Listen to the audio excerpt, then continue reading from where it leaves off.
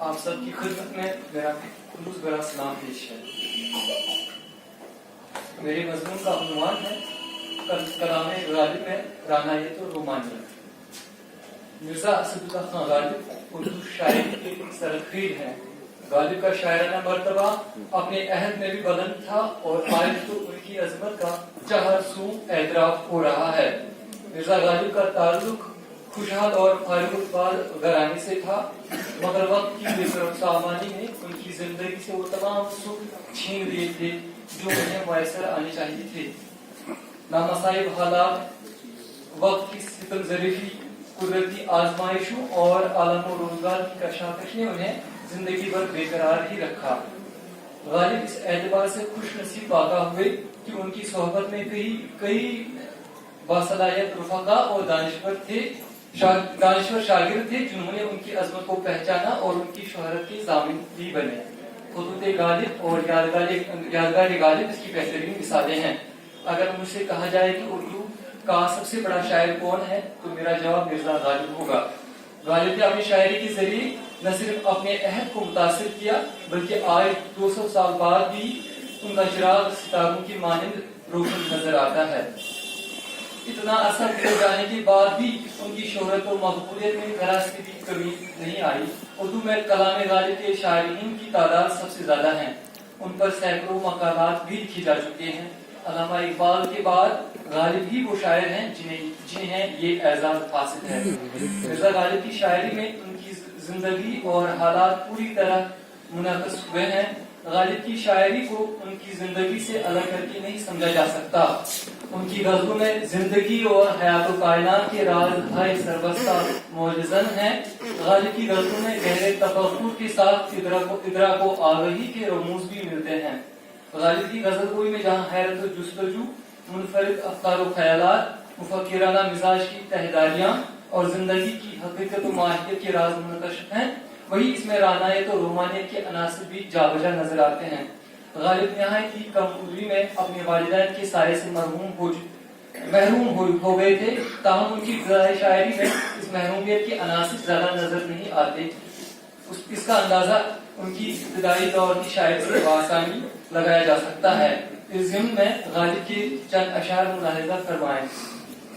آہ کو چاہیے ایک عمر اثر ہونے تک، کون جیتا ہے تیری زلف کے سر ہونے تک. اس سادگی پہ کون نہ مر جائے اے خدا، لڑتے ہیں اور ہاتھ میں تلوار بھی نہیں. پوچھتے ہیں وہ کہ غالب کون تھا، پوچھتے ہیں وہ کہ غالب کون تھا، کوئی بتلاؤ کہ ہم بتلائے کیا. دل ناداں تجھے ہوا کیا ہے، دل ناداں تجھے ہوا کیا ہے، آخری درد کی دوا کیا ہے. ہوس کو ہے نشاط کار کیا کیا، ہوس کو ہے نشاط کار کیا کیا، نہ ہو مرنا تو جینے کا مزہ کیا. مرزا غالب کے یہاں اس قسم کے بہت سے اشعار موجود ہیں جو معنیاتی اور لفظیاتی اعتبار سے سہل ہیں اور ان کا شمار ضرب المثل اشعار میں بھی ہوتا ہے. مگر غالب کے یہاں بھی ایسی بھی غزلیں ہیں جو پیچیدہ ترکیبات و اختیارات و تشریحات سے بھری پڑی ہیں، مگر غالب ہی کا کمال ہے چند غزلوں نے انہیں بام عروج پر پہنچا دیا. غالب کے اشعار میں رومانی اور جذباتی کیفیات، شعری حسن اور رانائی خیال کا بڑا حسین امتزاج ہے. ان کی شاعری میں فکر کی گہرائی، تخیل کی پرواز اور معنی آفرینش پائی جاتی ہے. مندرجہ بالا اشعار سے غالب کی موزونی طبع کا احساس ہوتا ہے. چھوٹی بہر، بیان کی سادگی اور پرکاری کا یہ حسن غالب کے یہاں موجود ہو سکتا ہے. غالب کی شاعری میں عشق اور رومانس کا اظہار جسمانی لذت کا اظہار نہیں ہے، بلکہ عشق ان کے یہاں ایک ایسی قوت ہے جو انسان اور کائنات میں ربط قائم کرتی ہے. غالب کے کلام میں تمنا، عشق اور شوق ایک ہی قوت کے مختلف مدارج ہیں. غالب کے مندرجہ بالا نوعیت کے اشعار کی ایک خاصیت یہ بھی ہے کہ انہوں نے ان کے ذریعے کسی ایک مکتبہ فکر کو متاثر نہیں کیا، بلکہ یہ اشعار ہر مکتبہ خیال کی زبان زد ہو گئے ہیں. مرزا غالب کی اسی زمرے کی چند اور اشعار آپ کی گوش گزار کرتے ہیں. 100 بار بندے عشق سے، 100 بار بندے عشق سے آزاد ہم ہوئے، پر کیا کریں یہ دل ہی عدو ہے فراق کا. عرض نیاز عشق عرض نیاز عشق کے قابل نہیں رہا، جس دل پہ ناز تھا مجھے وہ دل ہی نہیں رہا۔ عشق مجھ کو نہیں وحشت ہی سہی، میری وحشت تیری شہرت ہی سہی۔ نہ گلے نغمہ ہوں نہ پردہ ساز، نہ گلے نغمہ ہوں نہ پردہ ساز، میں ہوں اپنی شکست کی آواز۔ جانا پڑا رقیب کے در پر، جانا پڑا رقیب کے در پر ہزار بار، اے کاش جانتا نہ تیری رہ گزر کو میں۔ تماشا کی یہ محو آئینہ داری، تجھے کس تمنا سے ہم دیکھتے ہیں۔ یا میرے زخم رشک کو رسوا نہ کیجیے، یا میرے زخم رشک کو رسوا نہ کیجیے، یا پردے تبسم پنہاں اٹھائیے۔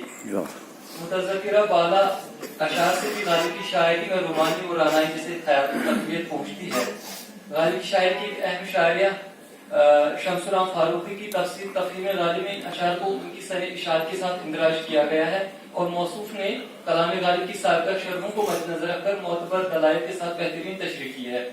اس کے علاوہ فاروقی صاحب نے ہر شعر کے ساتھ اس کا زمانہ تحریر بھی دیا ہے، جو ظاہر کرتے ہیں کہ مندرجہ بالا اشعار 1816 سے 1827 عیسوی کے درمیان لکھے گئے ہیں، یعنی جب غالب عالم شباب میں تھے۔ غالب کی شاعری میں شوخ مزاجی اور ندرت کی عمدہ فنکاری ہے۔ ان کی تربیت میں موزونیت اور شاعرانہ توادی کا اظہار بھی نمایاں ہے۔ ان کے عشق میں رومانی اور رانائی خیال سے آراستہ اشعار میں دھیما لہجہ استعمال ہوا ہے، جو ان اشعار کی کیفیت بڑھاتے ہیں۔ حسن و رانائی، خیال آفرینی، تخیل پردازی، جدت ترازی اور منفرد لب و لہجہ غالب کو اپنے ہم اثروں اور متاثرین سے ممتاز کرتا ہے۔ بہت شکریہ علی کمار صاحب۔